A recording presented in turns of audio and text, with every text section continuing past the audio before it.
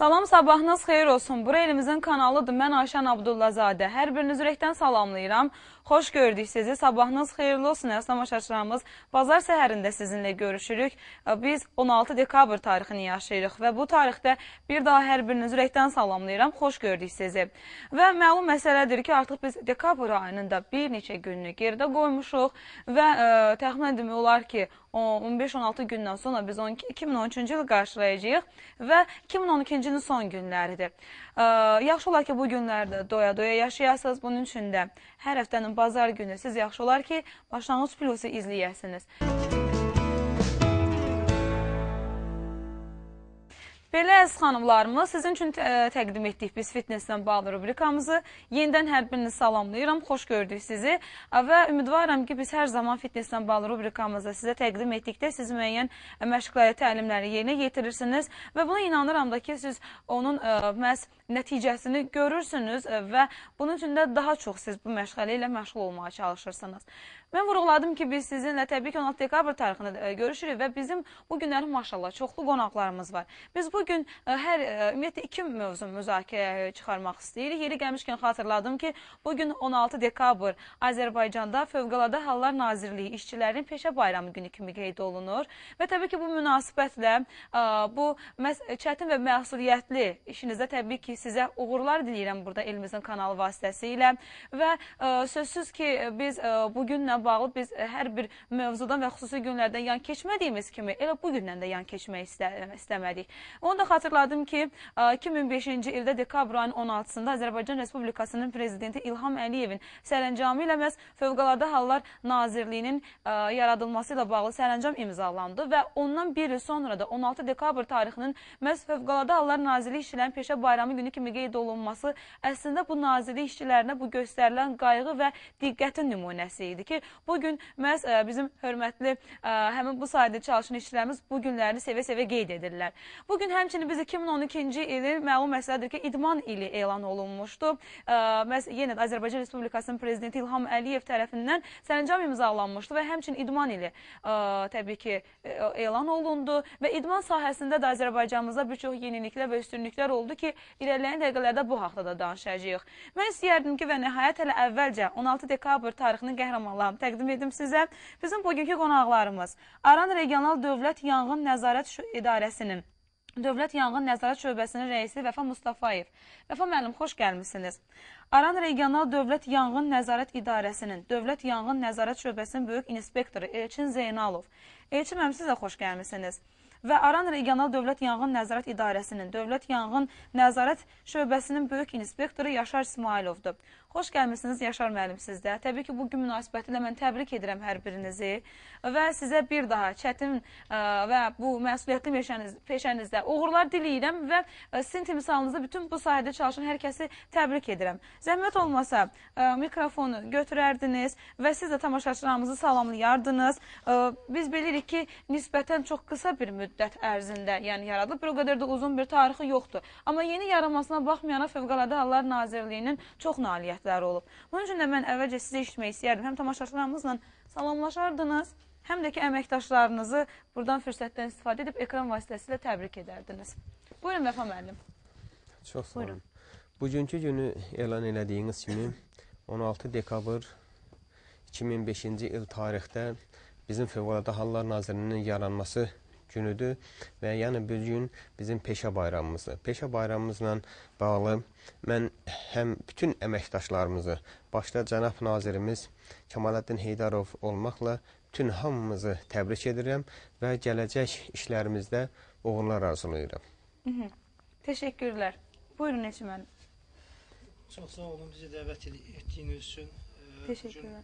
Bugün mən də Zəhmət olmasa yaxın tutun mikrofonu. Bugün mən də öz adımdan Fövqəladə Hallar Nazirliyinin bütün əməkdaşlarının peşə bayramı münasibəti ilə ürəkdən təbrik edirəm. Onlara işlərində müvəffəqiyyətlər arzulayıram. Təşəkkürlər. Buyurun Yaşar müəllim. Mən də öz kollektivimiz adından, Fövqəladə Hallar Nazirliyinin əməkdaşları adından bu bayram münasibəti ilə bu 16 dekabr Fövqəladə Hallar Nazirliyinin yaranması münasibəti ilə bütün əməkdaşlarımızı təbrik edirəm. Bütün insanları fövqəladə hallardan təhlükəsiz yaşamağını arzulayıram. Teşekkürümü bildirirəm. Buradan siz öz həmkarlarınızı da təbrik etdiniz. Təbrik ekran vasitəsilə. Əminəm ki, tamaşaçılarımız da bu təbriklərə qoşulurlar. Və mən vurğuladım ki, təbii bu nazirliyin yeni yaranmasına baxmayaraq, amma çox təbii ki, nailiyyətləri olub. Mən istərdim hələ əvvəlcə bu barədə danışaq. Yəni, yeni yaranmasına baxmayaraq, Fövqəladə Hallar Nazirliyinin ümumiyyətlə mahiyyəti barədə kiçik məlumat verərdiniz. Tamaşaçılarımız da təbii ki, bu bilməyənlər daha ətraflı şəkildə öyrənsinlər, bilsinlər və sonra mən sizə digər suallarımı ünvanlayacağım. Buyurun Vəfa müəllim. Məlumuz olsun ki, bu nazirlik yaranmamışdan əvvəl nəzərdə tutuldu ki, fövqəladə hallarda, böhran vəziyyətdən çıxarmaq üçün xalqı, yəni insanların ilk növbədə insanların xilas olunması məqsədi ilə Fövqəladə Hallar Nazirliyi yaradılmışdır. Yəni, burada əsas məsələ odur ki, hər hansı bir istənilən bir hadisə zamanı insanların sağ-salamat xilas olması, evakasiya edilərək xilas edilməsi, ikinci növbədə qiymətli əşya və daşınmaz əmlakların xilas edilməsine xidmət edir. Və eyni zamanda hər bir fövqəladə hadisə baş verərsə, onların vahid bir rəhbərlik tərəfindən idarə olunması ən əsas məsələlərdən biri də budur. Təşəkkürümü bildirirəm. Mən istərdim ki, Elçin müəllim, zəhmət olmasa siz də bu haqda məlumat verərdiniz. Ümumiyyətlə, bu nazirliyin strukturuna daxil olan regional mərkəzlərin yaranması barədə nə vaxtdan etibarən bu mərkəzlər yaranmağa başladı? Demək, zəhmət olmasa yaxın tutun.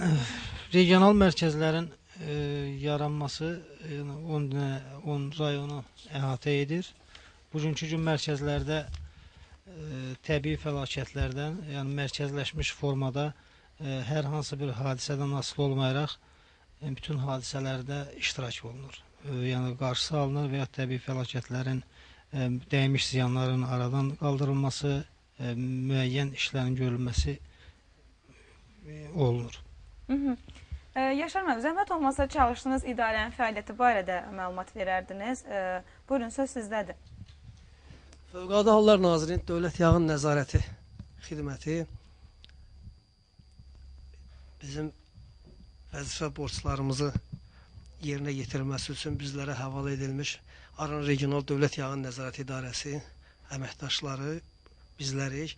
Bizlə öz peşəmizlə əlaqədar bütün mülkiyyət formasından asılı olmayaraq bütün obyektlərdə, bütün yaşayış sahələrində və digər sahələrdə yanğın texniki müayinələr keçirilərək obyekt rəhbərlərinə, vətəndaşlara yanğın təhlükəsi haqqında qanunu izah edərək onlara göstərişlər, yanğına qarşı tədbirlərin yerinə yetirilməsi üçün bütün tədbirlərin icra olunmasını göstəriş və təklif edirik və bu göstərişlərin yerinə yetirilməsi birbaşa onların özlərinin təhlükəsiz yaşamağına, sağlam yaşamağına kömək edir, təminat verir. Bu baxımdan yəni bütün insanları maarifləndirmə, təlimatlandırma, həm bizim vəzifə borcumuz olduğu kimi bütün insanlara da tövsiyə və tələb edirik ki, yanğın təhlükəsizlik qaydalarına əməl edilsin, təhlükəsiz yaşamaqlarını özləri də təmin etsinlər. Əlbəttə, bizim yaşadığımız ərazidə fövqəladə halların olması, yəni qaçılmazdır. Mütləq şəkildə tez-tez rast gəlinir bu kimi hadisələrə və əgər belə yəni fövqəladə hallar baş verərsə, bu zaman sizin şəxsi heyətinizin işi necə bölüşdürülür, Vəfa müəllim? Bəli, bu artıq bilinir ki, əgər hər hansı bir fövqəladə hal baş verərsə, məsəl üçün sizə mən deyim, son günlərin hadisələrindən, son illərində, Sabirabad hadisələrində biz özü yaxından iştirak elədik. Haradasa təxminən bir ay müddətində həmin ərazidə onların bənd vurma işlərində iştirak etdik. Çox yaxından, ümumiyyətlə bizim Respublikamızda bütün yanğın nəzarət idarəsinin əməkdaşlarıyla birlikdə, xidmətin əməkdaşları ilə birlikdə. İndi bu son günlər Balakən, Zaqatalada olan hadisələr, indi bilirsiniz ki, artıq orada o dağılmış evlərin bərpası işləri gedir. Həmin o xilas etmə, yəni su basman ərazilərin xilas olunması, əhalinin köçürülmə lazım gəldiyi hansısa bir təhlükəsiz yerə köçürülməsi və həmin sahələrin təhlükəsizliyinin təmin edilməsi vəzifələrinin, işlərində biz yaxından iştirak edirik. Və bizim də Yaşar müəllim dediyi kimi, bizim bilirsiniz ki, bir nömrəli vəzifəmiz odur ki, insanların yanğın təhlükəsizliyini təmin etmək. Bunun üçün də bizim deyildiyi kimi Bizim qanunumuz var, yan təhlükəsi haqqında qanun. Qanunda həm bizim öz vəzifə borcumuz, həm vətəndaşların, idarə müəssisə təşkilatların hər birisinin vəzifə borcları həmin qanunda göstərilir. Eyni zamanda bizim həmin qanuna uyğun təlimatımız da var. Təlimata uyğun da biz öz işimizi qururuq. Məlum məsələdir ki, sizin özünüzdə vurğuladınız Vəfa müəllim. Sizin bir nömrəli məqsədiniz insanların təhlükəsini təmin etmək və onlara yardım etməkdir. Bəs insanlar necə? Sizə qarşılıqlı köməklik göstərə bilirlərmi? Yoxsa əksinə sizin işinizə mane olanlar da tapılır bunların sırasında? Zəhmət olmasa hər iş qonağımız bu haqda danışardı, cavab verərdiniz. Bilirsiniz, bəlkə də bir neçə il bundan əvvəl həmin sual bizə verilsəydi, biz deyə bilərdik ki, çətinliklərimiz var. Amma bugünkü günü inanırım ki, elə bir çətinliklə rast gəlmirik. Çünki artıq bu əhalinin maarifləndirməsi işi bizdə o qədər güclü aparılır ki, məlumuz olsun ki, biz il ərzində bizim ərazi əhatə etdiyimiz bilirsiniz ki, 2 şəhər 8 rayondan ibarətdir. 8493 obyektimiz var. Həmin obyektlər həm özəl, həm də dövlət obyektlərdir. Yəni bunlardan 2622-si dövlətdir, 142 bələdiyyə, qalanı hamısı özəl obyektlərdir. Həmin bu obyektlərin ildə 2 dəfə, bir dəfə diqqətli yağın texniki müayinəsini aparılır, ikinci dəfə nəzəri. Yəni bunların həm də maarifləndirmə işləri aparılır ki, yağın hadisəsi baş verərsə hansı hərəkətlər olunmalıdır. Eyni zamanda yanğından qorunmaq üçün nə eləmək lazım? Yəni biz onlara göstəririk, ən xüsusi bizim bilirsiniz, yağın söndürən balonlarla müəssisə, təşkilat və obyektlərin təminatı məsələsidir. Eyni zamanda böyük müəssisələrdə və yaxud da şadlıq evlərində onların hər hansı bir hadisə baş verərsə, insanların xilas olunması üçün xüsusi çıxış nişanları vurulur ki, yəni evakuasiya üçün yollar, təxliyə yolları deyilir. Həmin yollar açıq saxlanılır və həmin yollarda işıqlandırıcı qurğular quraşdırılır ki, hadisə olarsa necə xilas olmaq. Eyni zamanda həmin təşkilatlardan bizə könüllü yağın dəstələri yaradırıq. 1 nəfər, 2 nəfər rəhbər, ən azı 10-11 nəfərdən ibarət kollektivə könüllü yağın dəstələri yaradır ki, yəni o vətəndaşlardan ibarət. Heç hadisə olarsa biz onları elə maarifləndirmişik, onlar özləri bu köçürmə işlərini yerinə yetirə bilərlər. Təşəkkür edirəm Vəfa müəllim. Buyurun, zəhmət olmasa siz necə yanaşacaqsınız? Ümumiyyətlə, insanların sizə yardım etməsi ilə bağlı. Siz onların təhlükəsizliyini təmin edən zaman onlar necə mane olmurlar ki sizə? Yoxsa əksinə köməklik göstərirlər? Müəyyən sahələrdə hansı ki, yəni biz təbliğat işi aparan vaxtlar, bütün insanları təlimatlandıran vaxtlar olur ki, artıq çətinliklərimiz olmur. Amma olur ki, hansı ki, bilməmək üzündən hansısa bir yanğın təhlükəsizliyi pozulur, yanğın baş verir. Bu da insanların həm sağlamlığına, birinci növbədə sağlamlığına, sonra əmlakına, sonra digər məsələlərdə çətinlik törədir. Amma insanlara təbliğat apardıqca, yanğın təhlükəsizliyi qaydaları başa salındıqca, onlar da onlarla razılaşır və sağlam yaşamaqlarının xeyrinə danışdığımız üçün bizlərlə razılaşır, yəni maneçilik törətmir mənim. Buyurun, Elçin müəllim. Vəfa müəllim qeyd etdiyi kimi, yəni bugünkü gün vətəndaşlarla bizim aramızda müəyyən dərəcədə çətinlik olsa da, yəni hardasa deyərəm 80-90% bu işlərin öhdəsindən gəlirik. Bugünkü gün, məsələn, əvvəl vaxtlarda belə vətəndaşlara və sahibkarlara hansısa göstərişlər veriləndə müəyyənləri başa düşürdü, müəyyənləri başa düşmürdü. Yəni bugünkü gün məsələn, obyektlərin od söndürən balonlarla təchiz olunmasıdır. Yağından icbari sığortaların getməsi, yəni müəyyən dərəcədə irəliləyişlərimiz var, nəticələr əldə olunur. Mülkiyyət formasından asılı olmayaraq, bütün səhiyyə sahəsində, təhsil sahəsində, mədəniyyət sahəsində müəyyən irəliləyişlərimiz var, demək olar ki. Əlbəttə, biz bilirik ki, yəni ölkəmizdə fəaliyyət göstərən Fövqəladə Hallar Nazirliyinin işçilərinin doğrudan da nəinki ölkə daxilində, istəyərək ölkə kənarında da onların fəaliyyətlərin, üstəlik köməkliklərinin sayı danılmazdır. Buna bir çoxlarını misal göstərmək olar. İran İslam Respublikasında baş verən zəlzələ zamanı bizdən göndərilən yardımdan söhbət gedir. Gürcüstanda su basma zamanı bizim heyətin ora daxil olması, eləcə də Pakistanda, Rusiyada həddindən artıq iri miqyaslı meşə yanğınları olan zaman bizim heyətimizin ora daxil olması, eləcə də qardaş Türkiyədə ötən il 2011-ci il oktyabrın 23-də Van'da baş verən zəlzələ zamanı bizim səhv etməyimizə 200 olmalıdır. sayda Fövqəladə Hallar Nazirinin işçilərinin ora daxil olması, hətta 12 nəfərin dağıntıların altından sağ çıxarılmasına səbəb olmuşdu. Yəni, hətta mən bunlardan sadəcə olaraq bir neçəsinin adını çəkdim. Yəni, təbii ki, bu siyahını uzatmaq olar. Əlbəttə, bunların olması bizim hər birimiz sevindirir bir Azərbaycanlı vətəndaşı kimi və bizim bu qürurumuz və fəxrimizdir. Bu barədə nə deyə bilərsiniz, uğurlarımız barədə? Bəli, onları çox gözəl vurğuladınız. Nəinki ölkə daxilində, ölkədən kənarda da bizim işlərimiz bu efir vasitəsilə mətbuatda yayımlandığı kimi doğrudan da çox böyük nailiyyətlərimiz olub. Elə bir adicə bir misal mən deyə bilərəm ki, bizim xidmətin əməkdaşlarından iştirak edənin birinin özünün verdiyi məlumat deyirəm sizə. Xilas etmə işləri aparılan, eyni zamanda yanğınların söndürülməsi, yanğın söndürülməsi texnikasını elə bir formada hazırlamışdılar ki, orada əməliyyatı apararkən.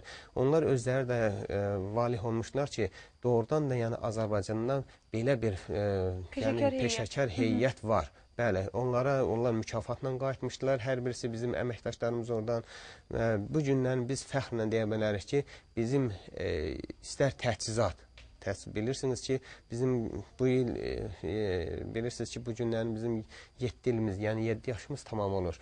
Bu 7 il ərzində mən deyərdim ki, bəlkə də bir 17-20 ildə görüləcək işləri səviyyəsində biz iş görürük. Bəlkə hələ ondan da irəli çox böyük işlərin, nailiyyətlərimiz var. Təchizat, təminat barəsində özünüz görürsünüz ki, bütün əməkdaşların geyim formasından başlamış texnika ilə təchizatına kimi, onların iş sahələrində çalışacaq binalarına kimi görürsünüz ki, hər bir sahədə necə nailiyyətlərimiz var. Və bugünkü günü biz şəxsən biz minnətdarıq bizim ölkə prezidentimizə, yəni bizə belə bir diqqəti ayırıb, bizə belə bir təminat verdiyinə hamısına öz minnətdarlığımızla bildiririk.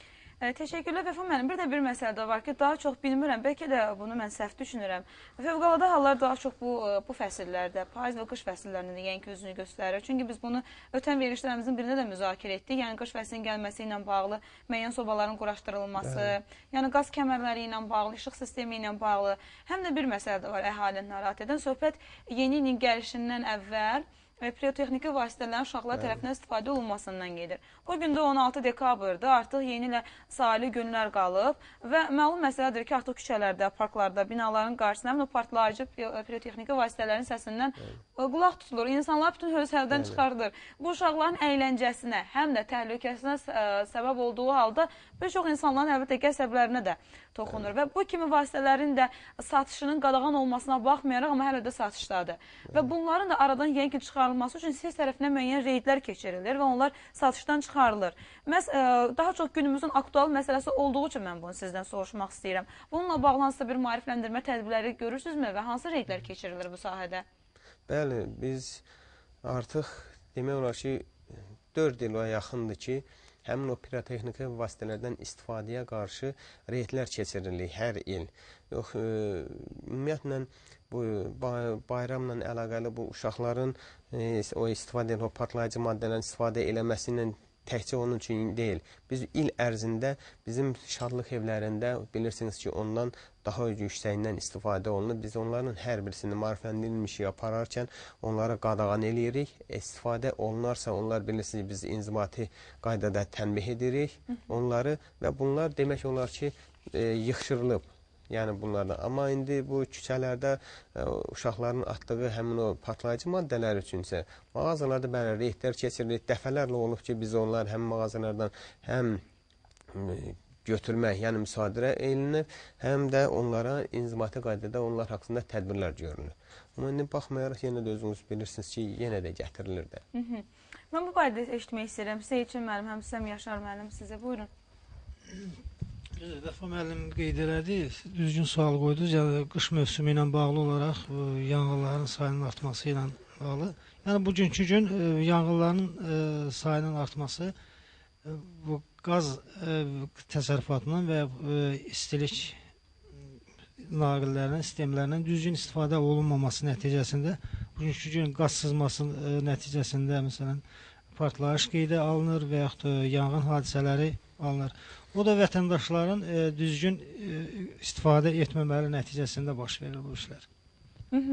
Buyurun, Elçin müəllim. Vəfa müəllim ümumiyyətlə əməkdaşlarımız bu barədə müəyyən sözləri dedi. Həqiqətdə, yəni bizim işlədiyimiz işlə əlaqədar gündəlik biz təbliğat apardıqca, insanları başa saldıqca hər bir təhlükəsiz qaydalarına əməl etməyə dəvət edirik. Amma bizdən asılı olmayaraq müəyyən o qızdırıcı sistemləridir, müəyyən o qaz cihazlarıdır, hansı ki standartlara uyğun olmayan və yaxud da hansısa bir lisenziyalı təşkilat tərəfindən icazə verilməyən, standarta uyğun olmayan cihazlar bugünkü gündə də bizim tərəfimizdən reyd keçirilən vaxtı aşkar olunursa, müəllim qeyd elədi, yəni onlar barədə həm inzibati tənbih, həm də ki, onların müsadirə edilməsi üçün sənədləşmə işləri aparılır.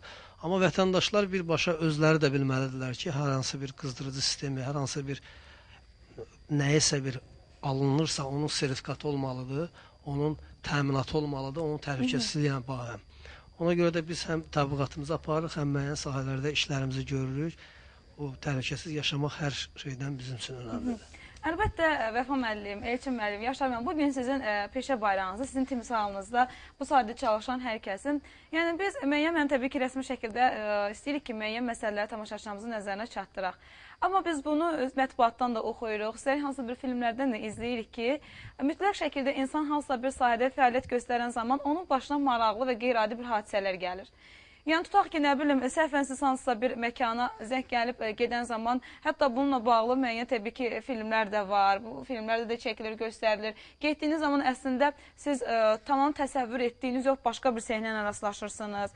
Nə bilim, belə bir hadisə səhv etmirəmsə, Rusiya Federasiyasında yaşanmışdı ki, məhz əhali yığışıb, onlar fövqəladə halda müraciət etmişdilər və onlar həmin məkana çatan zaman görmüşlər ki, sadəcə bir pişik ağaca çıxıb və onu yerə salmaq lazımdır, bunun üçün müraciət edirlər. Əslində, bu da onların məhz heyvanlara göstərdiyi diqqət və qayğıdan irəli gəlir. Bəs sizin özünüz necə? Hansısa bir məkana gedən zaman, iş başında elə bir qeyri-adi və maraqlı, gülməli hadisələr başınıza gəlibmi bu ilə qədər? Vəfa müəllim? Yəni ki, çox olub, bilirəm. Sizə əvvəlcə belə izah edeyim ki, yəni bu bizi Dövlət Yanğın Nəzarəti İdarəsidir bizim idarə. Yəni biz bu yanğınlarla o çağırışlara çıxmırıq. Biz yanğının baş verəcək yanğınların qarşısını alma işlərinə baxırıq. Yəni maarifləndirmə, əhalinin başqa digər fövqəladə hallarda. Bizim indi o yanğından mühafizə hissələrimiz var. Həmin onlar yəni o çağırışa çıxır yanğının söndürülməsində. Biz də o sahədə işləmişik. Mən adicə bir misal çəkim. Hələ o sahədə işləyəndə, yəni biz 2005-ci ildə biz ayrılmışıq. Ora kimi fövqəladə hallar yaranana kimi biz bir yerdə həm yanğın söndürmə, həm də nəzarət işçiləri bir yerdə işləyirdik. Mən özüm növbə rəisi əvəzində qalanda belə bir hal oldu ki, bir dəfə telefonla çağırış verir, bilirsiniz də dispetçer məntəqəsinə məlumat gəlir. Məlumat gəldi ki, bəs Məhərrəmin kürəsi yanır. Bəli, bu adına maşına oturuldu, hamı getdi Məhərrəmin kürəsinə, getdir, çatırdı. Demə, bu da çörə pişirmə sexidir. Gedib ora çatılanda dedilər ki, bəs biz kürədə yandırmışıq ki, çörək pişirmə. Kürə yanar da, bəs biz elə məlumat vermişik sizə. İndi bunu hansı zarafatdan sonra adicə belə bir misal, bir əməkdaşımız, bir yoldaş növbədə olarkən belə bir çağırış olur ki, Sona halanın bəs evi yanır. Otururlar 2 maşın özdə, ev yanığında bizdə o vaxt 2 maşın çıxırdı. 2 dənə yanğın söndürən maşının, avtomaşın hərəkət eləyir. Bir təhər ki, ünvanı çatmamış, hələ görürlər ki, bir uşaq dayanıb, yolda telefonla məlumat verir. Uşaq da oturur maşına, deyir buradan sonra, yaxınlaşanda saat çatır Sona xalanın həyətinə, bəs nədir? Bəs həyət ağaçlar susundan yanır, bizə su gəlmir. Bu mənada. Bəli, bax, belə olub. Çətin vəziyyətə salınır. Çox çətin. İndi ondan sonra da bizə göstəriş verildi ki, yəni belə məlumat çatarsa, sonradan həmin ünvan telefona birdən öyrənilir.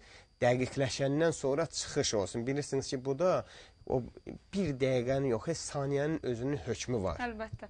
Bu bizim işə, yəni o mühafizənin işinə çox çətinlik törədir ki, gələn məlumatı bir də yerində öyrənib, bir də ora çıxana kimi vaxt itir. Bu da o hadisənin daha da o yanğının genişlənməsinə, istiqamətin güclənməsinə səbəb olur. Ona görə çox xahiş elərdik ki, bu hallara bir də yol verilməsin, yəni aldatma halları olmasın, bəli. Mən digər qonaqlarımızın fikirlərini öyrənək görə ümumiyyətlə onlar necə yanaşacaqlar və onların başına hansı maraqlı, qeyri-adi hadisələr baş verib, gəlib həmin bu fəaliyyətləri dövründə. Yəni ki, çoxdur, sayını itirmişsiniz və düşünürsünüz. Amma əgər əlavələriniz yoxdursa, təbii ki, ya yadınızdan çıxarmısınız, ya unutmuşsunuz. Amma mütləq şəkildə mən bilirəm ki, belə hallar olur. Varmı belə hallar, Yaşar müəllim?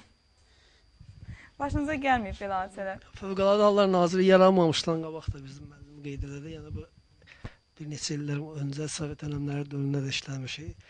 O müəyyən vaxtlar biz təbliğat işi ilə əlaqədar olur ki, məsələn, vətəndaşların təlimatı ilə əlaqədar evlərdə olmuşuq. Bir yoldaş vardı, bizlə yəni işləyirdi. O vaxt ikisi inspektor deyirlər. Qapını döyür, evi vətəndaşı çağırmaq üçün. Anası çağırır ki, kimsə qapını döyür də, qapını açın. Qapını açır. Deyir, kim idi? Deyir, heç kim, elə yanğın işçisi idi. Belə bir nəfər deyirlər. Maraqlı bir hadisə. Maraqlı deyildi onlar üçün, amma insanlar adətən elə belə zarafat etsələr də, amma o zarafatın hardasa özləri üçün belə deyək də, özlərinə xeyir gətirməyən tərəfləri də olur. Biz arzu eləyərdik ki, onlara həmişə xeyir gətirsin, amma yanğın tərəfi ilə elə zarafatlar etməyin olmaz. Buyurun, Elçin müəllim. Yəni Vəfa müəllim qeyd elədilər, bununla bağlı düzdür. Yəqin ki, bu zarafatların axırı gətirib müəyyən dərəcədə belə götürək, bədbəxt hadisələrə çıxarda bilir. Yəni bununla bağlı olaraq hardasa bir yalan məlumat verir, yanğın maşınları məsələn ora çıxdığı vaxtda, eyni vaxtda başqa bir hadisə olur, maşın ora gedib çata bilmir. Yəni bu hadisə yalandır, digər hadisə doğrudur. Yəni bununla bağlı vətəndaşlardan xahiş eləyər ki, yəni yalan məlumatlara yol verməsin. Mən sizə təşəkkürümü bildirirəm. Bir daha Vəfa müəllim sizə də, təbii ki, Yaşar müəllim, Elçin müəllim sizə minnətdaram və bir daha mən sizi bugün münasibətlə təbrik edirəm. Həmçinin ekran vasitəsilə bütün bu sahədə çalışan hər bir kəsə uğurlar diləyirəm və bu məsuliyyətli və ağır peşənizdə sizə uğurlar. Təşəkkürlər. Bugün sizin peşə bayramınızda biz sizi çox yormayaq və yola salaq, biləm ki, müəyyən tədbirləriniz, icraçılarınız çox olacaq. Çox sağ olun. Siz də sağ olun. Belə məqamda reklamlarımıza keçid alaq. Reklamlarımızı izlədikdən sonra bizim digər qonaqlarımız studiyada olacaqlar. Gəlin birgə izləyək.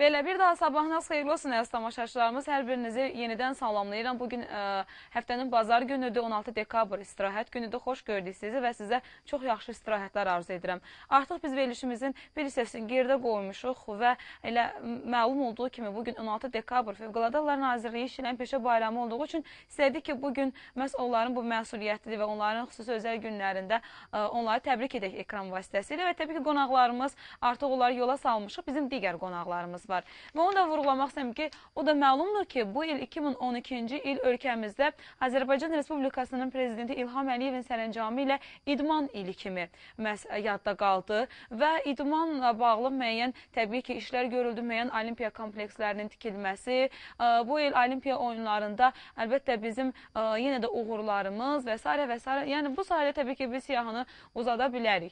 Ümumiyyətlə bu il 2012-ci il bizim idmanımız üçün necə oldu, necə yadda qaldı və bizim idmançılarımız 2013-cü ildə nələri gözləyirlər, nələri arzuluyurlar, biz bu haqda danışacağıq. Və bununla bağlı bizim qonaqlarımız var. Mən həmin bu qonaqlarımızı sizə bir-bir təqdim etmək istəyirəm, çünki maşallah, qonaqlarımız yenə də çoxdur. Gəncə şəhər Təhsil İdman Məktəbinin məşqçi müəllimi, Avropa, Dünya Çempionatının qalib mükafatçısı, Gəncə şəhərinin ilk peşəkar boksçusu Şahlar Nağıyev. Xoş gəlmişsiniz Şahlar bəy, sabahınız xeyirli olsun. Bizim digər qonaqlarımız və Şahlar bəyin tələbələri Məmmədov Telman, xoş gəlmişsiniz. İbrahimov Kəmandar, Məhərrəmov Ceyhun və İmanov Hüseyin. Hər birinizi salamlayıram, xoş gəlmişsiniz, sabahınız xeyirli olsun və nə xoş bizə ki, bizim bugün Azərbaycanımızın sizin kimi bax, studiyamıza belə çox saylı medallarla, sertifikatlarla və digər kəmərlərlə gələn qonaqları var. Bunun təbii ki, bizim hər birimizi sevindirir bir Azərbaycanlı vətəndaşı kimi və arzu edirəm ki, inşallah 2013-cü ildə də sizin uğurlarınızın sayı hesabı çox olsun.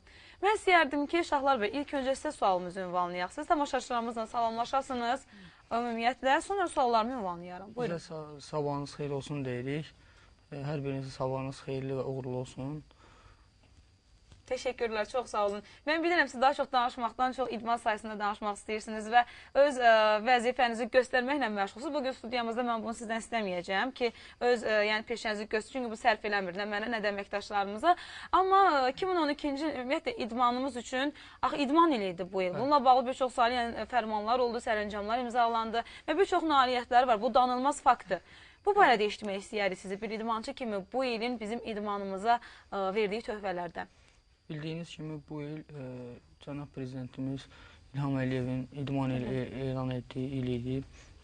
2012-ci il və bu il Olimpiya oyunları da keçirildi və bizim idmançılarımız Olimpiya oyunlarından uğurlu nəticələr əldə etdilər və onlar kimi həmçinin biz idmançılar da, yəni Olimpiya oyunlarında iştirak etməsək də bildiyiniz kimi peşəkar boksla məşğul olmayan artıq 2 ildir və peşəkar boksda da bir çox nailiyyətlərə, uğurlara imza atdıq və bildiyiniz kimi 2012-ci ilin aprel ayının 20-sində mən Gəncə şəhərində ilk peşəkar kəmər döyüşüm keçirildi və mən Gəncə şəhər boks tarixində ilk dəfə olaraq Avropanın şəxsi kəmərinin sahibi oldum və bu il mən bir çox nəticələr əldə etdim. Deməli, interkontinental GBŞ Maestro kəməri uğrunda dünya kəmərinə qatıldım. Bir müddət öncə sizin verilişdə mən iştirak etmişdim və orada qeyd etmişdik ki, mən bu yarışa qatılmalıyam və o yarışa qatıldım. Həmin o yarışda 3 döyüşü artıq keçmişəm və demək olar ki, bu döyüşdən birinci döyüşüm mən Belorusiya şəhərində oldu, Belorusiya Respublikasında oldu, Minsk şəhərində. Mən o yarışda deməli, birinci döyüşçü məni, Ermənistanlı boksçu məni həmin yarışa dəvət etmişdi. Mən o yarışda birinci döyüşçü erməni boksçu idi və mən onu birinci raunddan nokaut vəziyyətinə salaraq qalib oldum. İkinci döyüşümdə ondan bir ay sonra yenə Belorusiyanın Minsk şəhərində oldu, Belarus boksçusundan oldu, onu da qalib gəldim və noyabr ayının 24-də mənim sonuncu döyüşüm Almaniyanın Kassel şəhərində oldu və mən orada da qalib oldum və bir çox nailiyyətlər əldə etdik. Dekabrın 28-də də ilin sonunda demək olar, mənim sonuncu döyüşüm gözlənilir. O da Almaniyanın Magdeburg şəhərində olacaq.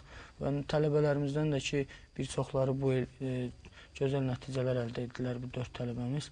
Onlar Gürcüstanın Qori şəhərində Gergi Kandiladinin xatirəsinə həsr olunmuş beynəlxalq turnirdə iştirak etdilər və orada da yaxşı nəticələr əldə edib.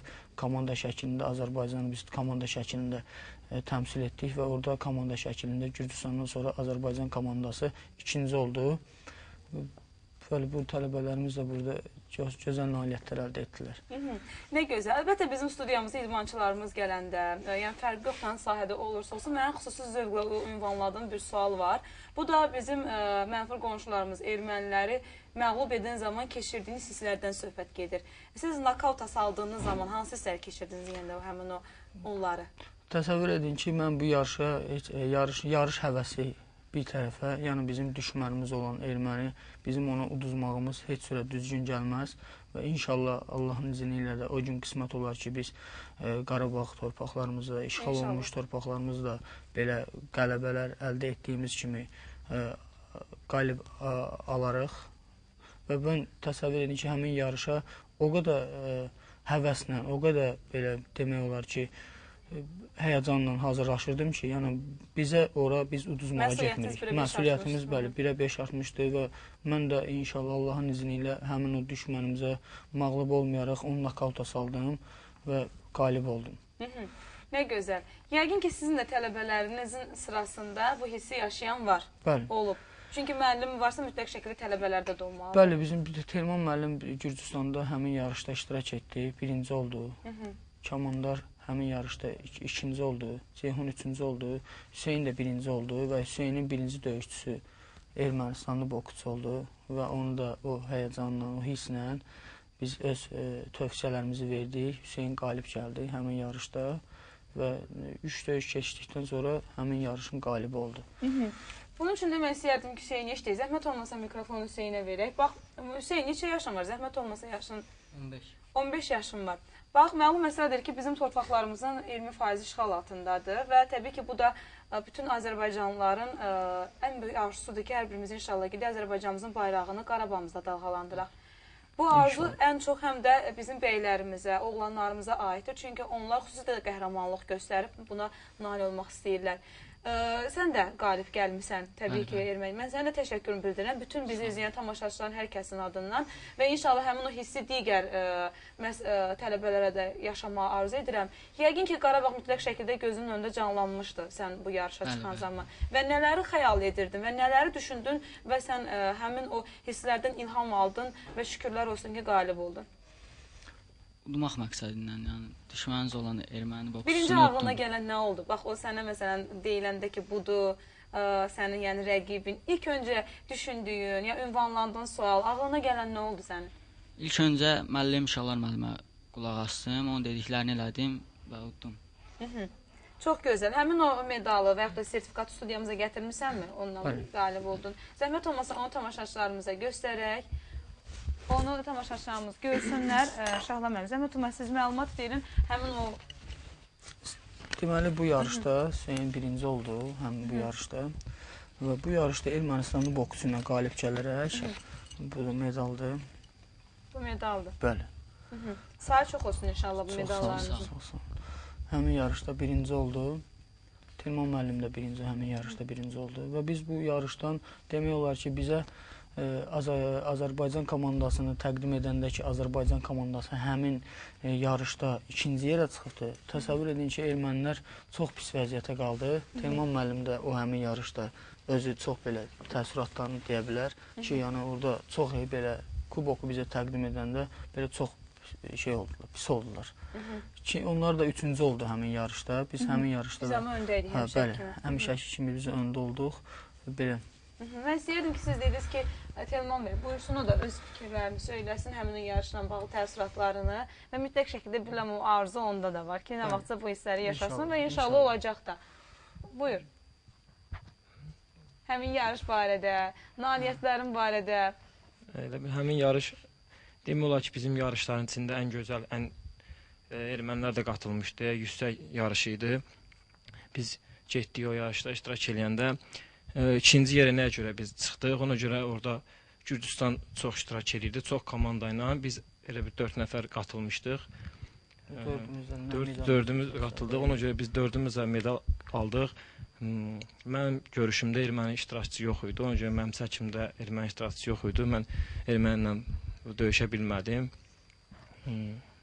Çox istəyərdim, həddindən artıq çox istəyərdim ki, erməni döyüşçüsündən görüşüm. Mən Buyur, sertifikatlarını və uğurlarını göstər tamaşaçılarımıza təqdim et. İlk yarışım 2005-ci ildə Gəncə birincisi olmuşam. Gəncə birincisi. Neçə yaşınızda? Askeriyə getməmişdim onda, belə deyim. Askeriyə getməmişdim. Sonra təhsildə iştirak eləmişəm. Mən çox təhsil Bakıda Süleyman müəllimin xatirəsinə həsr edilmiş yarışda olub, təhsildə. Burada təhsildir, Gəncədir, Respublikadır. Ən axırıncı yarışım, ən gözəl yarışım burada olub ki, ermənilər də iştirak edibdi Kayseridə. Çox pis oldum ki, erməni olmadı mənim görüşümdə. Bəli, çəkim uyğun gəlmədi deyə. Çox istəyirəm, ona görə də davam eləyəcəyik. Şahlar müəllimin göstərişindən, məşqimizdən qalmırıq. Hər gün məşq eləyirik. Biz xadna günlərdə məşq eləyirik, crosslar eləyirik çoxlu-çoxlu.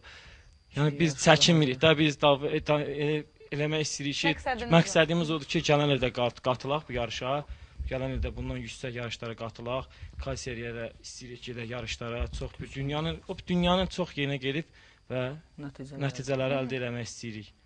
Buna görə də dayanmırıq məşqimizdən, çox iştirak edirik. Çox sevindik buna. Mən istəyirdim digər tələbələri eşidək.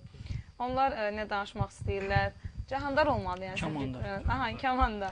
Buyur, zəhmət olmasa sən də medalların haqqında, sertifikatlar haqqında məlumat ver və ən əzizi, ən çox sənə yaxın olan, ən sevimlisi hansıdır, yoxsa hamısını çox sevirsən? Kamanda da həmin yarışda Gürcüstan şəhərində, Respublikasında, Qori şəhərində iştirak etdi və orada iki döyüşü var idi. Birinci döyüş oldu, o biraz həyəcanlıdırlar bunlar, danışa bilmirlər. Amma bu birinci döyüşünü qalib gələrək Gürcüstanlı boksçusuna, bunun da çəkisində erməni boksçusu yox idi. Demək olar ki, Kamanda da həmin yarışda 60 kiloqram çəki dərəcəsində iştirak elədi. Birinci döyüş qalib oldu, ikinci döyüş məğlub oldu və indi ondan biz yeni nailiyyətlər əldə gözləyirik. Və indi özü desin də həyəcanlı yarış haqqında məlumatlarını desin, məşqlər haqqında öz məlumatlarını desin ki, hazırlaşır, necə yarışlara çıxmaq istəyir, məqsəd var qabağında. Yəni ki, xəyalları da var, arzuları da var, mütləq şəkildə. Və bəs, yəni ki, hansısa bir döyüş filmi, mən bilirəm, mütləq şəkildə döyüş filmlərini oğlanlar, bəylər izləyirlər sevə-sevə. Yəni, müxtəlif aktyorların məşhur filmləri var. Onları kiçik yaşlarından izlədiyin zaman ən çox hansı döyüş qəhrəmanına bənzəməyə arzu edirdin və onun hansısa bir müəyyən hərəkətlərini, nələrisə götürməyə çalışırdın və özün üçün təkrar edirdin. Yəni ki, belə bir xəyalında qəhrəman ol. Təbii ki, bizim hansı qonağımız istəsə ona cavab verə bilər. Bəli, kim? Var uşaqlıqdan Mike Tyson, boksor, belə Mike Tyson'a marağım var. Onları bəyənirsən. Ceyhun, xəbərin varmı? Bruce Lee-yə bənzədirəm mən sən studiyamıza gələndən. Bilməm, bunu mən bənzədirəm, yoxsa yeni tamaşaçılarımız da görürlər bunu üz cizgilərindən. Yəni ki, onu bəyənmirsən, amma onu izləyir və o təbii ki, məlum məsələdir ki, o bir sönməz ulduz idi ki, bugünkü gündə də onun haqqında çox danışılır. Amma boks sayəsində təbii ki, fəaliyyət göstərirsən. Yəqin ki, boksdan əlavə elə bir qəhrəmanların, film aktyorların sayəsində baxırsan və digər məşqlərə də yəni ki, can atırsan və öyrənmək istəyirsən.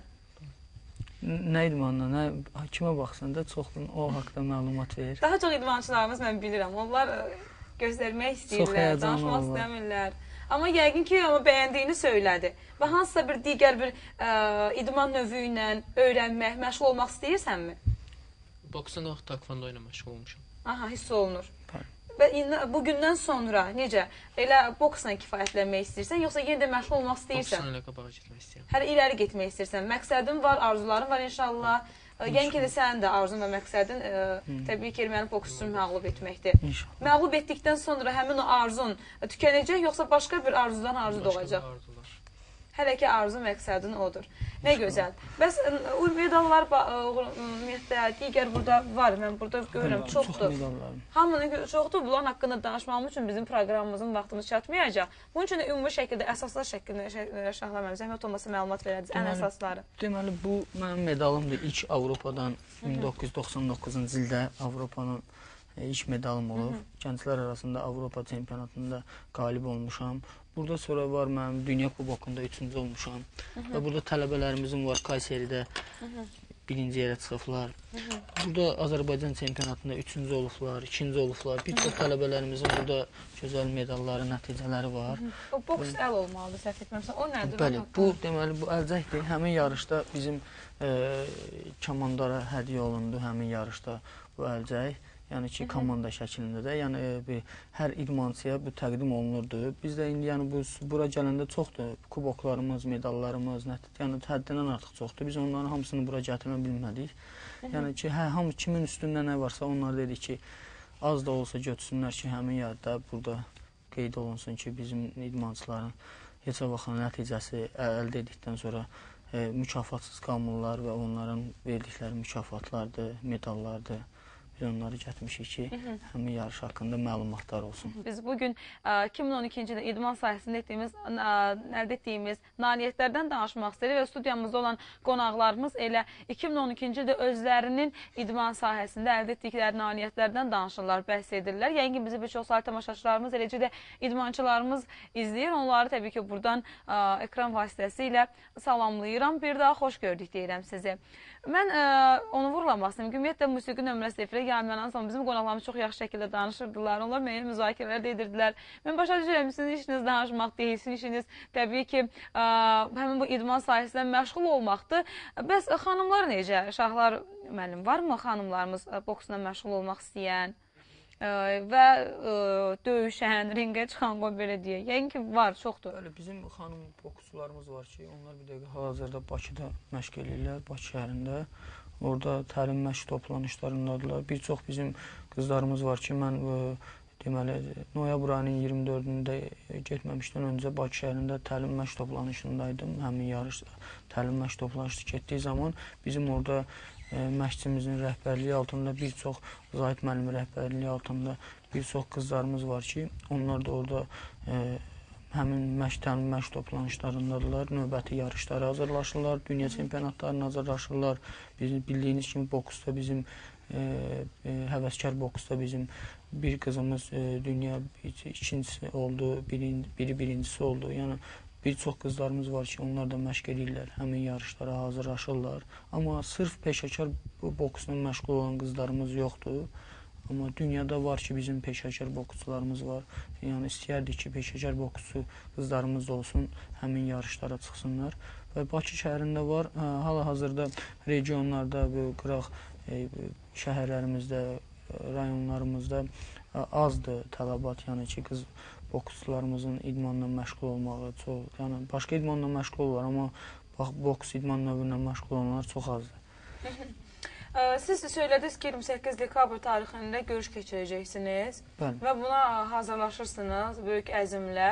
Bu barədə ətraflı şəkildə məlumat verərdiniz. Dekabrın 28-də mənim deməli Interkontinental GBK Maestro kəmər uğrunda növbəti reyting döyüşüm olacaq. İnşallah həmin yarışa mən demək olar ki, məşq toplanışlarındayıq. Bu günlərim sizə sağ ol deyirəm, minnətdarlığımı bildirirəm ki, verilişinizə bizi dəvət etmişsiniz. Təşəkkürlər. Həmin yarışa hazırlaşırıq. Deməli, 10 gündən sonra, həmin 5 gündən sonra biz həmin yarışa yola düşəcəm. Mən özüm təkcə gedirəm bu yarışlara. Mənim özümün məşqçim var Almaniya Respublikasında. Şamil müəllim Kərimovdur. Mən onun rəhbərliyi altında o mənim həm promotorumdur, həm mənim məşqçimdir. Həmin yarışa məni o dəvət edib, çox sağ olsun deyirəm ona da bu efir vasitəsindən. Və burada deməli, dekabrın 28-də mənim sonuncu döyüşümdür. Mən bu döyüşdə qalib gəlsəm, 5-ci döyüşüm inşallah Allahın izni ilə Interkontinental dünya kəməri uğrunda olacaq.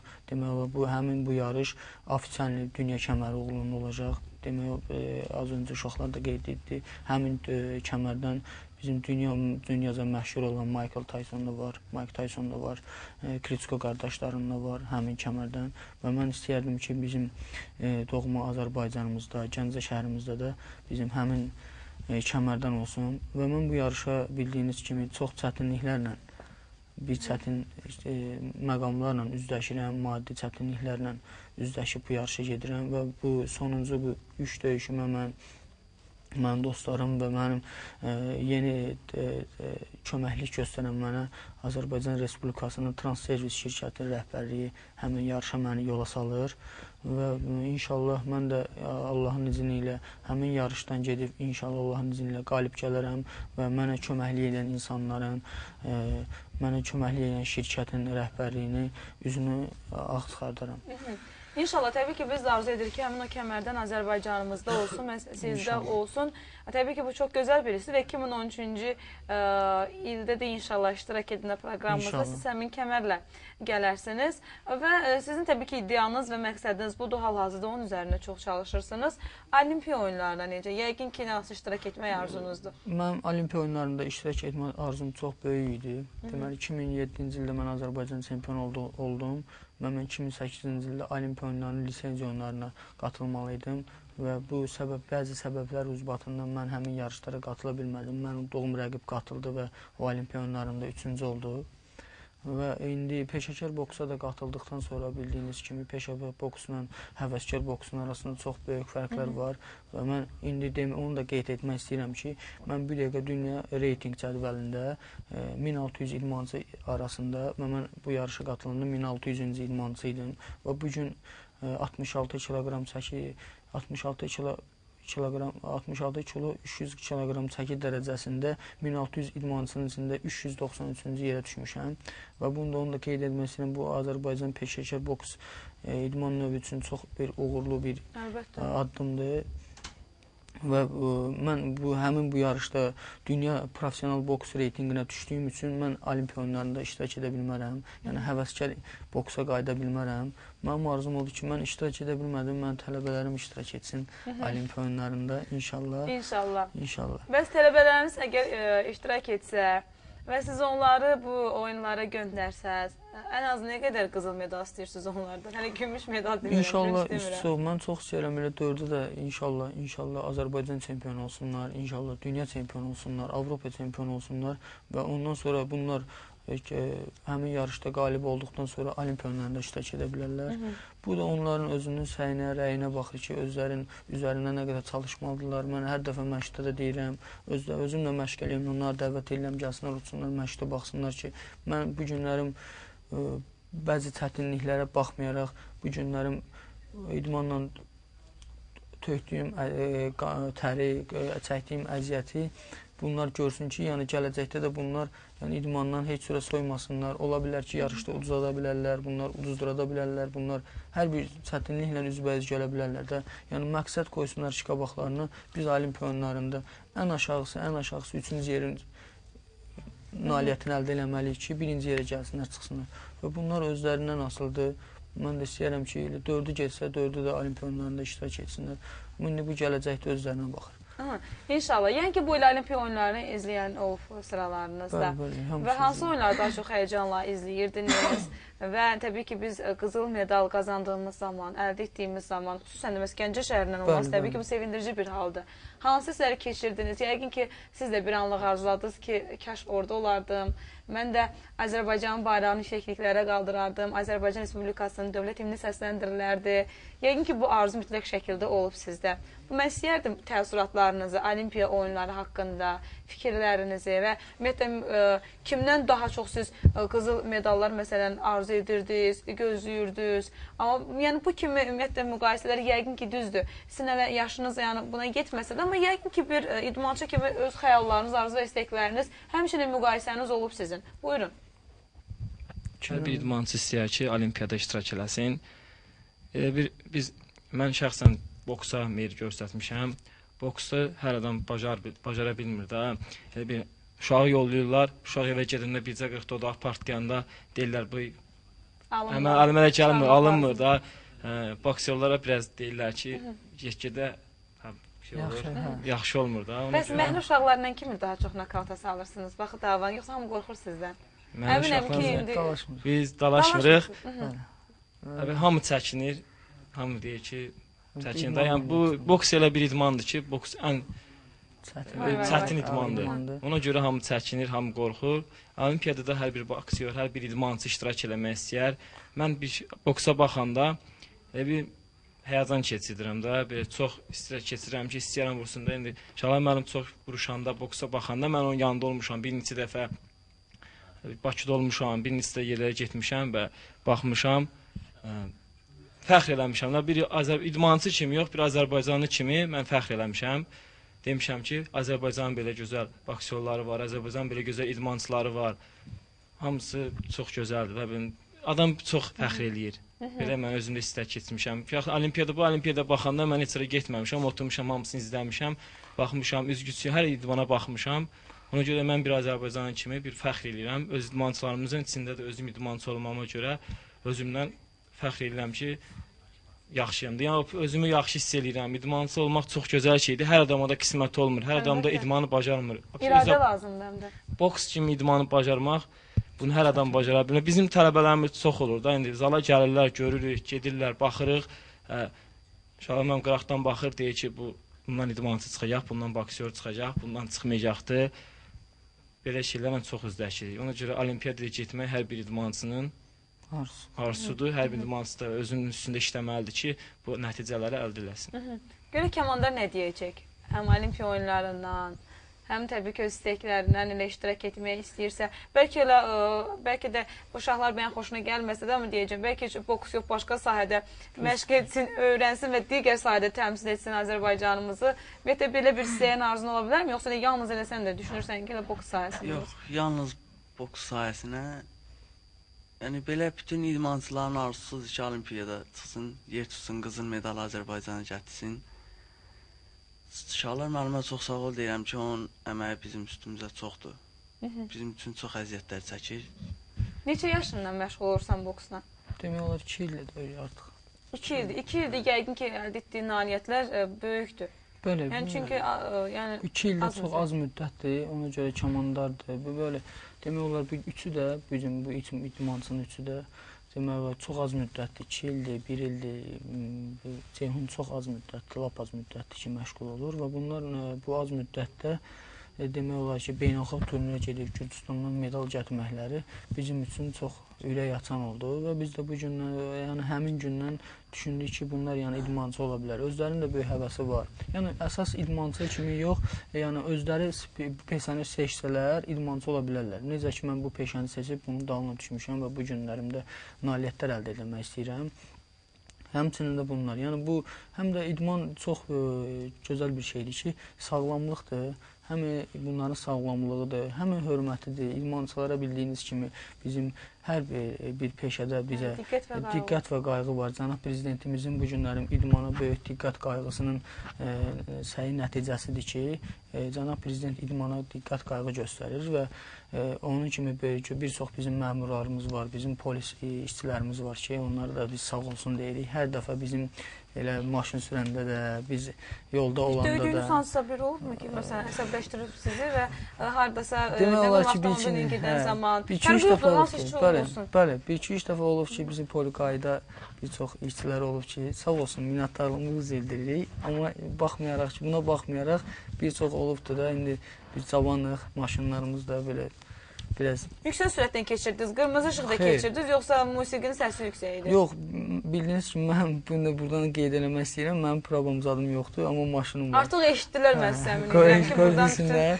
Mənim provam yoxdur, amma... Mən buradan salamlayıram bütün təbii ki, bu yol polislərini. Bizim polis işçilərimiz sağ olsun, minnətdarıq, amma hərdən birdən olur da, bir də görürsünüz, eləsi olur ki, heç başa düşmək istəmir. Bizim də özümüzün vəsiqəmiz var, idman vəsiqələrimiz var, bir çox vaxt göstərir. Sürücülük vəsiqəniz yox, sizin idman vəsiqəniz var, sürücülük vəsiqəniz. Yəni, çox hörmət eləyirlər. Yəni, bu insan kimi, yəni, mən bunu deyim, qeyd eləmək istəyirəm ki, yəni, bu idman, əsas idman yox, bunların sağlamlığı üçündür və sağlamlıqdan əlavə biz burada nəticələr əldə etdikcə, biz Azərbaycanımızın şüaylı bayrağını ucalara qaldırdıqca, bizə də ölkəmizdə böyük diqqət olur, qayğı olur və bunun nəticəsində, yəni mən özümü demirəm, yəni idmançılara da deyirəm ki, yəni bizim idmançılar sabahlarım böyük nailiyyətlər əldə etsələr, onlar üçün daha yaxşı olar, tanınarlar, hörmət də eləyərlər.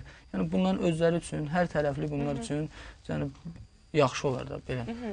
Əlbəttə, mən bir daha onu vurğulayıram ki, yəni sözsüz qayğı və diqqət xüsusi göstərilir bizim yəni ölkəmizdə idman sahəsində, fərqi yoxdur hansı bir idman sahəsi olursa olsun, onsuz da eşitməyəcəklər buradan yəni sizi.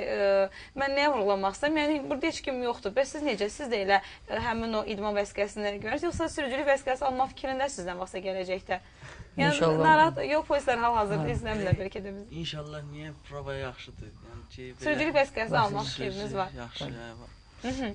İnşallah. Təbii ki, yəni əslində bunların hər birisi bir zarafatdır və bu yəni hər bir ümumiyyətlə sahədə, hər bir yəni olur ki, yəni məsələn diqqət olanda, qayğı olanda bu sözsüz ki, hər kəsin ürəyincə olur və sevincinə səbəb olur. Və mən bir məqama toxunmaq istəyirəm. Yəni xüsusən də orta məktəb dövründə də bizim bir çox şagirdlərimiz olur ki, onlar yəni müraciət edirlər, fərqi yoxdur hansısa bir idman sahəsi olursa olsun. Elə bir yoldaşlarınızdan və yaxud da dostlarınızdan sizin yönəltdiyiniz və bu sahəyə gətirdiyiniz bir dostlarınız olubmu ki, siz məsləhət görmürsünüz ki, bu boksla məşğul olmaq insan orqanizmi üçün çox faydalıdır, insan sağlam olur və bu kimi uğurlar, nailiyyətlər əldə ola bilər. Yəqin ki, elə bir yoldaşlarınız, dostlarınız olur ki, siz cəlb edirsiniz. Çox olub. Sinif yoldaşlarım, belə dəfələrlə müraciət edirlər uşaqlar. Deməli, bizim bir çox idmançılarımız var idi. Bura onların hamısını gətirə bilmədik. Demək olar ki, bizim Ceyhunun da sinif yoldaşları var, institut qrup yoldaşları var, Hüseynin də, Şamandarın da, yəni qohumları var, ondan əlavə sinif yoldaşları var. Dəfələrlə müraciət edirlər, gətirirlər və bildiyiniz kimi bu idman elə bir şeydir. Bu günlərim idmanda diqqət qayğı çox böyükdür. Onun üçün də bizim cavanlarımız bu olimpiya oyunlarına baxdıqdan sonra daha tez-tez meyil yaradırlar idmana. Ona görə də belə sağ olsunlar, sinif yoldaşlarına dəvət edirlər, məktəbdə, həyətdə oynadıqları dostları, yoldaşları da dəvət edirlər, gətirirlər idmana. Gördüyünüz kimi biz burada müəyyən müzakirələr edirik və mən bir məsələn xahiş etmək istəyirəm qonaqlarımızdan. Yəni düzdür, bu barədə xüsusi toxunacağım Şahlar müəllim. Mən bunu eşitmişəm ki, adətən peşəkar müəllimlər, xüsusən də bu idman sahəsində var. Bir çox şeyləri öyrədirlər, amma özləri üçün kiçik nəsə bir sirlər saxlayırlar. Yəni bütün hər bir şey incəliyini öyrətmirlər öz tələbələrinə. Onların özünə məxsus hansısa bir sirri olur.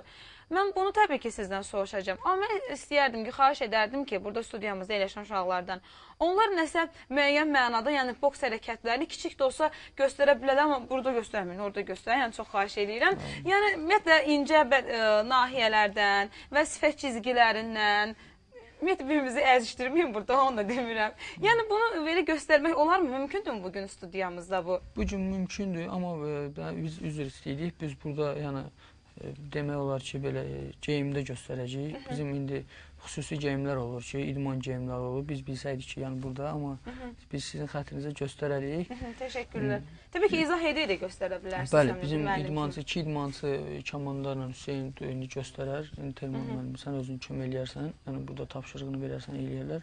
Yəni bu idmançılar göstərərlər. Amma bu xüsusi idman geyimi olur ki, bizim əlcəyimiz olmalıdır, kaska olmalıdır ki, yəni vursunlar, baxsınlar. Yəni o olsa lap yaxşı olardı, amma belə göstərə bilərlər ki, necə udar atmaq, idmana gələndə necə başlayanda, necə başlamaq lazımdır boks idman növünə gələndə, ona görə. Buyurun, zəhmət olmasa, buyurun. Mikrofonu ora qoy, Telman müəllim, sən də dur. İkiniz üzünüz, nətər harda dursunlar bunlar? Təbii ki, kameraların qarşısında zəhmət olmasa operatorlarımızı göstərəcəklər. Demək, ilk dəfə boksa gələndə biz idmançıları nətər bilirik ki, bunlardan boksçu ola bilər, yox. Birinci bizdə kruk olur, həmin o krukun arxasında ayaqda işləyirlər. Və indi orada həmin o kruk olmadığı üçün ikinci bir etapa keçirik. İkinci bir etapda frontalni stoyka deyirik biz. Frontalnidə dururlar, əl çənədə. Və orada elə biz deyirik 1, 2, 1, 2, 1, 2, stoyka. Bu ikinci etapdır. Yəni bu idmanın boks idman növünün başlanğıcıdır. Burada udarlar atmaq. İndi bakovoy atacağıq. Sol bakovoy, sağ bakovoy. Yəni bu düz zərbələri atırdıq. İndi 1, 2, 1, 2, stoyka. İndi altdan atacağıq. Altdan udar. 1, 2, 1, 2, stoyka. Və bu 3 etapdan ibarətdir boks idmanında. Yəni bir çox udarlar var ki, salın əllərinizi.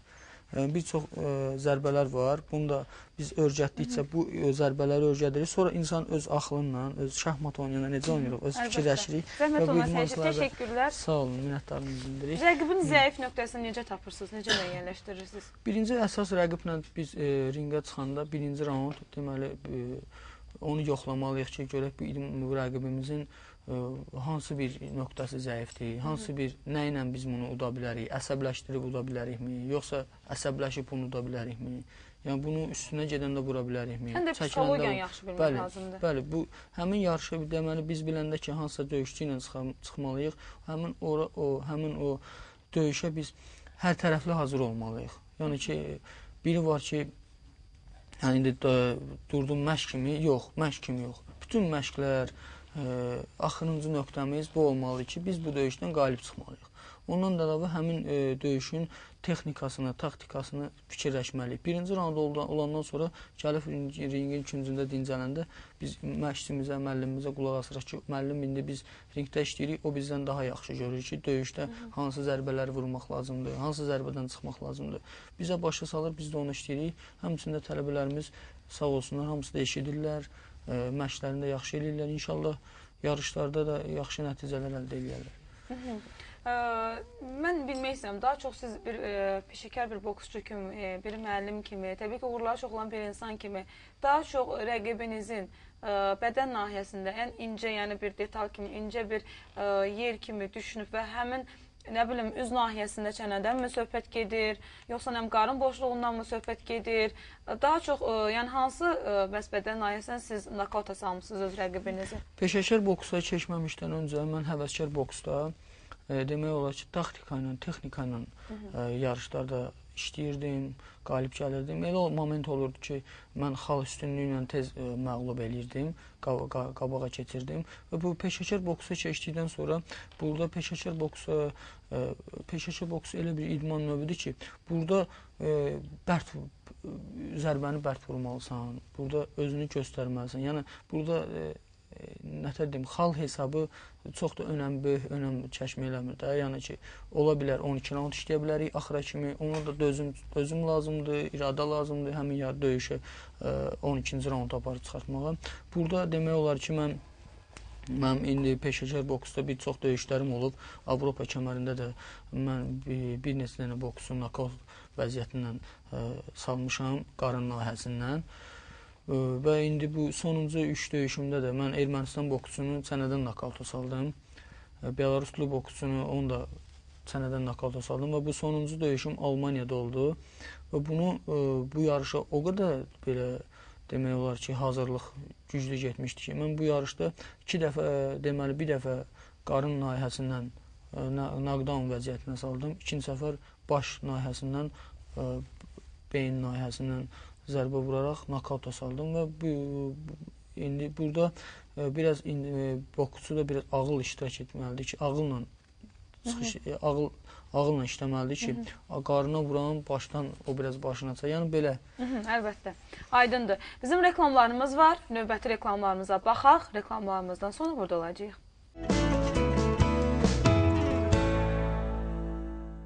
Belə, reklamları təqdim etdik. Yenidən sizinləyik. Sabahınız xeyirli olsun deyirəmisiniz tamaşaçılarımız. Bilirik ki, daha çox da səhər erkəndən oyanıb idmanla məşğul olmaq insanın əlbəttə gün ərzində həm əhval-ruhiyyəsinə müsbət təsir göstərir, həm gümrah olmağına səbəb olur. Yəni, günün genidə qalan, yarıda qalan hissəsini əzmək olmamaq üçün erkəndən oyanmaq lazımdır, müəyyən idman məşğul etmək lazımdır. Bəlkə də studiyamızda sizin göstərdiyiniz hansısa bir nə bilim, hərəkətlərinizdən sonra, nə bilim, göstərdiyiniz həmin o müəyyən təbii ki, fənlərdən sonra yəqin ki, elə boksçu olmaq eşqinə düşən hansısa bir tamaşaçımız mı oldu və ya sizin göstərdiyinizin sayəsində təkrar edən boksçumuz mu oldu? Mən biləm, çox sayılı tamaşaçılarımız bunu bəlkə də özləri də etməyə başladılar. Böyük həvəs göstərir. Bizim artıq operatorlarımız da burada məşq edirlər. Onlar da boksçu olmaq istəyirlər. Yeri gəlmişkən nəzərinizə çatdırım. Təbii ki, bu da sevindirir bizim hər birimizi ki, yəni bu sahədə böyük maraq var. Gəlin etiraf edək ki, doğrudan çox çətin və ağır bir idman sahəsidir. Xüsusən də siz söylədiyiniz kimi böyük bir zərbələrlə indirmək. Yəni müəyyən təbii ki, burada məsələlər var ki, onlar keçilməzdir, danılmazdır.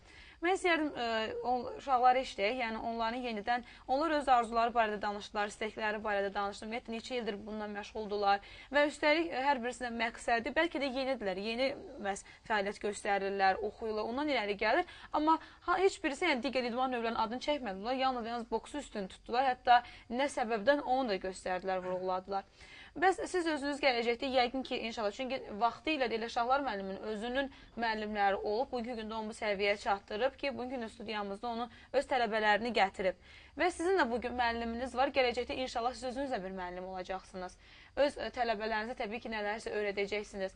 Siz bütün Şahlar müəllimin öyrəndiklərinizi tətbiq edəcəksiniz öz tələbələrinizin üzərində. Yoxsa özünüz üçün düşünürsünüz ki, yox, mən bunu edəcəm, bunu etsəm daha yaxşıdır. Artıq özünüzün müəllimliyiniz üçün nələrisə yığırsınız, nələrisə öyrənirsiniz ki, hazır şəkildə gələcəkdə öz tələbələrinizlə məşğul ola biləsiniz. Buyur, zəhmət olmasa başlayaq səndən. Buyurun mən. Deməli, mən özüm yarışlarda iştirak etdiyim üçün, bəzi yarışlarda, bir çox yarışlarda iştirak etdiyim üçün mən onu həmişə özümdə qeyd edirəm. Mənim həm köməkçimdir, sağ olsun Telman. Mən onu həm yarışlara gedəndə bir çox öz tapşırıqlarımı verirəm. Özüm uşaqların üzərində Telman müəllim də deməli köməkçi məşqçimizdir bizim. Bir çox tövsiyələrini uşaqlara verir və indi o hal-hazırda bir məşqçi kimi, yəni məşqçi adı aformut olmasa da, amma özü məşqçi kimi fəaliyyət göstərir, bəli. Amma belə uşaqlara yəni öyrədir də. Mən bir çox yarışlarda iştirak etdiyim üçün bir də görürsünüz bir ay yarım olmuram. O Telman müəllim bunların üzərində olur, əziyyəti böyükdür. Yəni öz fəaliyyətini göstərir Telman müəllim. Əlbəttə, eşidək, təbii ki, bunun özü böyük nailiyyətdir, böyük uğurdur, ilk addımlarla başlamaq. Nətər deyim də sizə mən məşqçi müəllim kimi iştirak edirəm, belə deyim, bu... Məşqçi kimi yaxşıdır, yoxsa boksçu kimi? Hər kəs bir sənəti seçir, nətər deyim, biri gedir, haradasa işləyir, maşın düzəltməyə öyrənir, biri gedir, haradasa iştirak edir. Mən də idmanı seçmişəm, idmanı da boksu seçmişəm. Kimlərsə yardım oldu mu? Xeyr, mən ilk dəfə Tümendə getmişəm, Moskvada Tümendə boksa getmişəm. Gələndən sonra da elə vaxtdan bəri boksu seçmişəm. Güləş getmişəm, amma görmüşəm ki, yox da boks nətər deyim də, kişi idmanıdır da, əsl özünü kişi hiss eləyirsən də. İdmanlar gözəldir, Bütün hamısı gücünü və göstərirsən. bütün gücünü göstərir. Mən özüm ona görə də boksu seçmişəm. İdmanı məktəbini qurtarmışam, Daşqonunu Bu qurtarmışam. köməklik olanı deyəndə, yəni mənim köməkliyim olubdur. Yaman özüdəki də qeyd eləmir. Yəni ki, mən istəyirdim ki... Yox, nə mənada deyirəm? Dəvət etmək üçün. Çünki bir var, ailədə olur. Məsələn, ailədə kimsə təkid edir ki, olsun. Təbii ki, müəllim kimi mütləq şəkildə var. Yəni, mən ailə kimi nəzərə tuturam ki, ailədə kimsə bacı mı, qardaş mı, hansısa bir digər üzv mü? Atası kimi dəfələrlə, atası mənim özümə dəfələrlə Murad deyir, uşaqlar, bir də görürsünüz məşqdən qalır, bir də görürsünüz yatır qalır, bir də görürsünüz gec gəlir. Mən elə Bakıda olsam da zəng edirəm ki, hər gün mütəmmədi olaraq bununla əlaqə saxlayırıq ki, uşaqlar, mən yoxam, uşaqların üzərində olmaq lazımdır, uşaqların yanında olmaq lazımdır. Atası da elə mənə hər dəfə deyir, bunu aparmaq lazımdır, bunu aparmaq lazımdır. Apardıq da, indi inşallah Allahın izni nəticə də verdi. İndi Allah qoysa inşallah yaxşı olar, daha da yaxşı olar indən sonra. Atam deyib, dəfələrcə deyib ki, get, məşqdən qalma.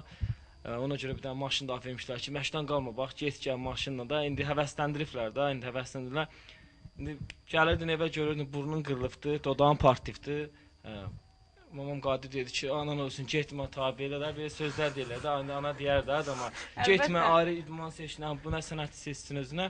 Yox, mən demişəm, axıra kimi də həvəsim də var, gedəcəm boksa. Emin o deyil ki, mən gedim dünya olimpiya çempionu olum. Da arzudur, hər idmançının arzudur ki, yüksəklərə qalsın, Azərbaycan bayrağını qaldırsın. Amma davam edəcəm, axıra kimi də arzumdur da. Yəni, ayrı, eminlik demirəm mən gənə, gedim dünya çempionu, Avropa çempionu olum, öz sağlamlığım üçün, özümü formada saxlamaq üçün idmanı heç zaman buraxmaram. Cavanlara da məsləhətim odur, idmanla məşğul olsunlar. İnşallah bir daha bizə yenicə qoşulan tamaşaçılarımızı salamlayıram, xoş gördük sizi, sabahınız xeyirli olsun və məlum məsələdir ki, mən bunu bir daha vurğulayıram ki, proqramımızda artıq 2013-cü ili bizim qarşılamamızda çox az bir müddət qalıb. Yəqin ki, studiyamızda yerləşən idmançılarımızın 2013-cü ildən bəkləntiləri, yəni gözlədikləri var. 2013-cü ildən nə gözlüsünüz Şahlar müəllim və hansı uğurları arzu edirsiniz ki, həmin o uğurlar bizim Azərbaycanımız üçün 2013-cü ilin adına yazılsın? İnşallah 2013-cü ildə bizim bir çox yarışlarımız var, bir çox dünya çempionatları, Avropa çempionatları hər idmanda var. Və biz də inşallah biz Azərbaycanlı kimi həmin yarışda, Azərbaycanlı idmançılar kimi həmin yarışlarda iştirak edib, uğurlar, nəticələr əldə etmək istəyirik. Və mən az öncə qeyd etdiyim bu ayın dekabr ayının 28-də mənim sonuncu döyüşüm Interkontinental Maestro kəməri uğrunda, GBC Maestro kəməri uğrunda reyting döyüşüm olacaq və mənim bu yarışı uçsam, inşallah Allahın izni ilə qalib gəlsəm, 2013-cü ildə mənim Interkontinental GBC Maestro kəməri uğrunda oficial dünya kəməri uğrunda döyüşəcəm və bu da təsadüf edir ki, yanvar ayına ya da fevral ayına təsadüf edir. İnşallah mən bu yarışda qalib gəlib, həmin 2013-cü ilə həmin medalla başlayaram. İnşallah təbii ki, arzu edirik ki, elə bu 2013-cü ilin ilk uğurları olar sizin üçün. İnşallah. Mən istəyərdim ki, digər idmançılarımızı danışdıraq, görək onlar 2013-cü ildə. Fərqi yoxdur, təbii ki, bu öz nailiyyətləriniz olmasa da, digər idmançıların, digər sahədə olan idman növlərinin, daha bilirəm, futbolu da arzu edirsiniz ki, futbol da inkişaf etsin, qələbə qazanaq həmişə irəlidə olaq, inşallah dünya çempionatına qatılaq, Avropa çempionatına və digər, mən bilirəm, bu idman sayəsində bütün hər kəsin ən böyük arzusudur. Fərqi yoxdur, hansı bir idman sayəsində daha da önə getməyini diləyirsiniz, hansı nailiyyətlərin də elə Şahlar müəllim ünvanladığım sual kimi, hansı uğurların 2013-cü ildə bizim Azərbaycanımızın adına yazılmağı arzu edirsiniz? Buyurun, təbii ki, hər biriniz fikirləşə cavab verə bilərsiniz. Buyurun ilk öncə. Gələn Allah qoysa, özüm Respublika çempionu olmaq istəyirəm ilk öncə. Ona görə də məşqlərimi davam edəcəm. Başqa idmanlara da, futbol da inkişaf edir. Cənab Prezidentimiz sağ olsun, öz köməklərini əsirgəmir bütün idmançılardan. Cənab Prezidentə çox təşəkkür edirəm. İnşallah, yaxşı olar, inşallah. İnşallah, buyur. İnşallah Allahın köməyi ilə gələn il biz də çempionatlara qoşulaq, birinci yerə çıxaq. Yəni bu növbədə Şalar müəllimin də əməyini, əziyyətini Allah itirməsin. Sağ olun. Bizim üstümüzdə çox əziyyət çəkir. Nə deyə bilərəm valla. Aha. Görək bizim bugün studiyamızın qurucusu nə deyəcək? Mən də Şahlar müəllimə təşəkkür edirəm. Mən 1 ildir boksla məşğul olurdum. 1 ildə sağ olsun çox kömək olub. Maddi cəhətdən də bizə hər bir yarışlara aparıb. Mən də Şahlar müəllim əməyini yerə vurmayıb qabağa getmək istəyirəm. İnşallah. Hüseyin, buyur, sən də öz fikirlərini bildir. Mən də Şalar müəllimə minnətdarlığımı bildirirəm. İnşallah Respublika çempionu olmaq istəyirəm. İnşallah. Təbii ki, bütün arzularınıza çatmağı diləyirəm və bütün istədikləriniz inşallah olar və studiyamıza gələrsiniz. Həmin uğurlarınızla yenə də çıxış edərsiniz bizim studiyamızda. Mən sizə təşəkkürümü bildirirəm. Təbii ki, həm Şahlar Nağıyev sizə və 28 dekabrda siz də əldə edərsiniz öz uğurlarınızı və gələrsiniz. Təbii ki, bizim digər idmançılarımız da, eləcə də sizin timsalınızda buradan bütün idmançıları, həm boksçular, həm də digər idman sahəsində çalışan hər kəsi salamlayıram, xoş gördük deyirəm sizi. Və sonda geyimə görə mənim təşəkkürüm var. Mingəçevir şəhərində yerləşən Platin Geyim mağazasına dərindən təşəkkürümü bildirirəm. Əgər istədiyiniz geyimləri arayırsınızsa, həmin məkana müraciət edərək əlbəttə əldə edə bilərsiniz. Mən sizinlə də sağollaşıram, Biz də tamaşaçılarımızla sizə da. sağ ol deyirik, çox sağ olun, minnətdarlığımızı bildiririk ki, biz idmançıları siz verilişlərinizə dəvət edib bizim nailiyyətlərimizi işıqlandırırsınız. Sizə və sizin rəhbərinizə öz minnətdarlığımızı bildiririk, çox sağ olun deyirik. Təşəkkürlər. Görüşərik növbət həftənin bazar günü. Sağlıq olsun.